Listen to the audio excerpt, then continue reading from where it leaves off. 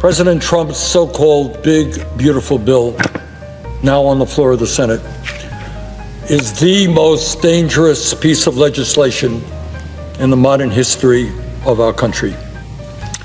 It is a gift to the billionaire class while causing massive pain for low-income and working-class Americans. Actually, though, Mr. President, I'm wrong. This is not a gift to the billionaire class. They paid for it.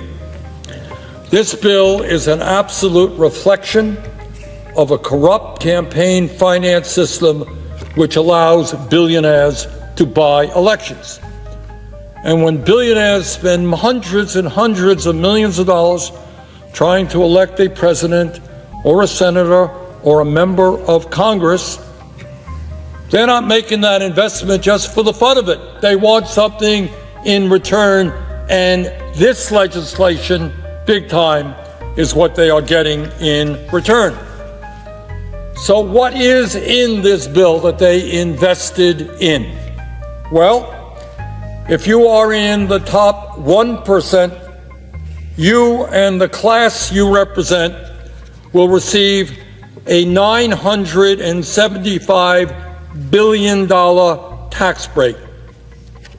$975 billion tax break at a time when the richest people in this country have never, ever had it so good.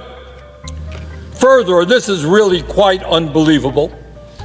If you are among the wealthiest 0.2%, not talking about 1%, talking about the top 0.2%, you will be able to pay zero taxes on your $30 million inheritance. So all of you folks out there who are waiting to inherit at least $30 million, today is a good day for you. Collectively, you will receive approximately $211 billion in tax breaks for the top 0.2%. Congratulations, you hit the jackpot.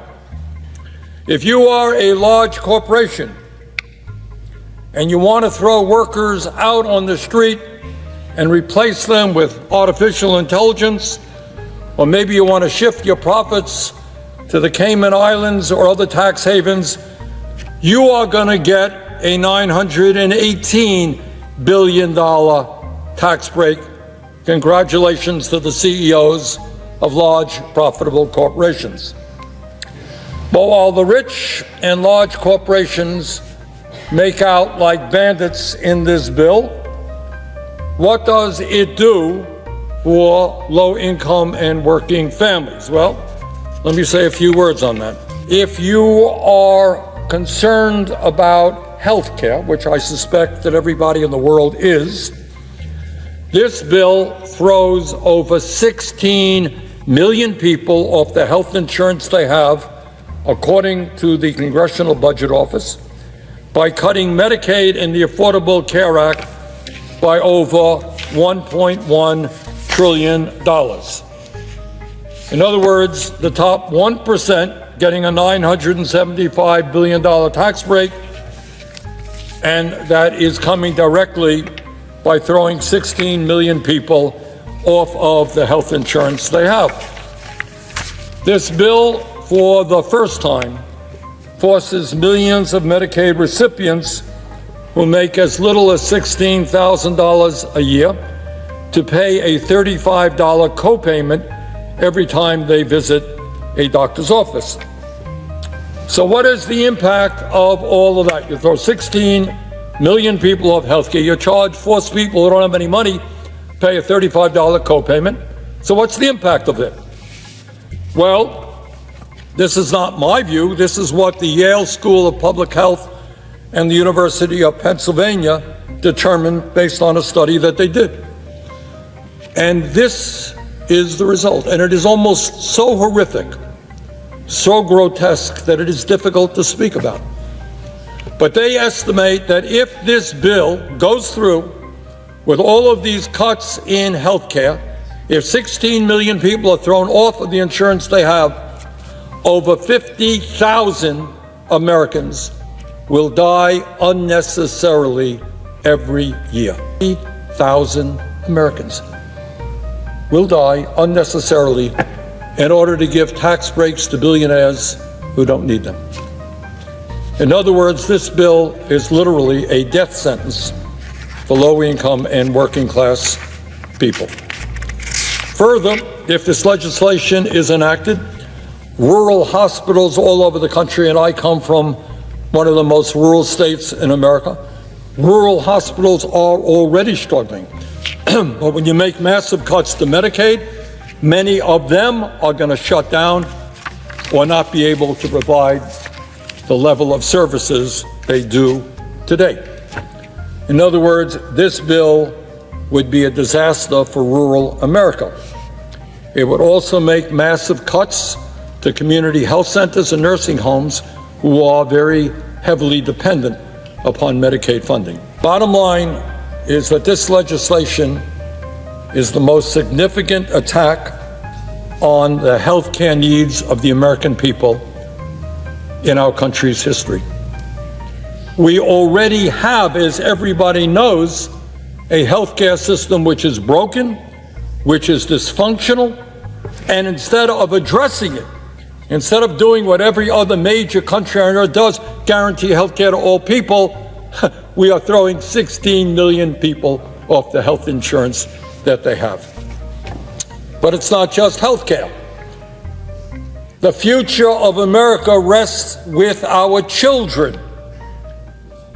And yet, in a nation which now has the highest rate of childhood poverty of almost any major country on earth, this bill wipes out nutrition assistance for millions of hungry kids in America. We are literally taking food out of the mouths of hungry kids to give tax breaks to Mr. Bezos and Mr. Musk and Mr. Zuckerberg and the other multi-billionaires. Mr. President, in my view, nobody in the Senate or the House should vote for this legislation, and I applaud all of the Democrats for voting against it, and I want to congratulate two Republicans, Senator Paul and Senator Tillis, for voting against it for different reasons, by the way, than I have.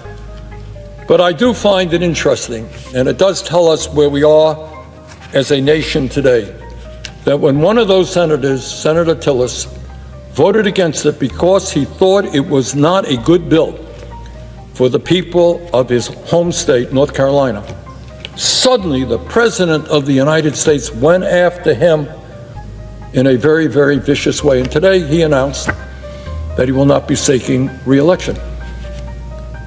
So it appears now that the Republican Party has really become a party of the cult of the individual. The only thing you have to do now as a Republican is say, I agree with President Trump. I love President Trump. President Trump is right all of the time. Hey, that's all you got to do now to be a good Republican. There was a day when Republicans and Democrats understood that they were elected by their constituents. Yeah, you want to work with the president of your own party, nothing to do about that. But there was an understanding that you were also elected to represent your constituents and not simply pay homage and bow down to every wish and whim of the president. Bottom line, Mr. President, is this country faces many crises: high rate of childhood poverty, kids going hungry, education system in deep trouble, healthcare system completely broken.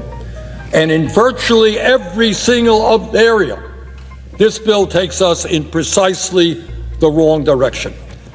When the wealthiest people in this country have never ever had it so good, it is totally insane to be offering them $1 trillion in tax breaks so that we could cut health care, education, and nutrition. This bill is not what the American people want, and I hope very much we can defeat it. Thank you very much, Mr. President.